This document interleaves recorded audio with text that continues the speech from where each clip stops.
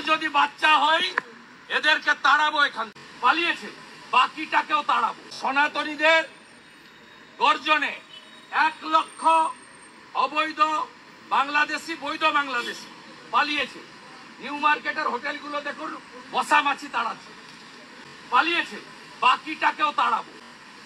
কিচ্ছু করতে হবে না, সরকার লাগবে না। হিন্দুর যদি বাচ্চা হয় এদেরকে তাড়াবো এখান থেকে। রোহিঙ্গাদের পরিষ্কার কথা, একটা ডাকে 1 লক্ষ পালিয়েছে। বেনাপোলে যান, লাইন দিয়ে পালিয়েছে, কালকে যাওয়ার আগে পালিয়েছে। নিউ মার্কেটের হোটেলে যান, একটাও নেই, মশামাছি তাড়াচ্ছে। শ্যামলী পরিবহনে যান, একটা সিটে লোক নেই। 50টা হিন্দু সংগঠন আগামী পরশু বেলা 2টায় রানী রাসমণিতে জমায়েত ডাকছে। সাধু সন্ত সমাজ পশ্চিম বাংলার হিন্দুদের 2টোর সময় ধ্বজ আর জাতীয় পতাকা নিয়ে রানী রাসমণিতে আসার আবেদন করব।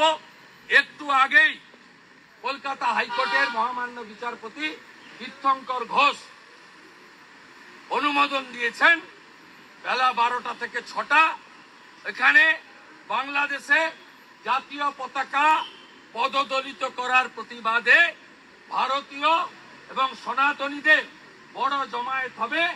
ওই দিন থেকে আবার ঘোষণা করব কবে পেঁয়াজ আলু বন্ধ করব।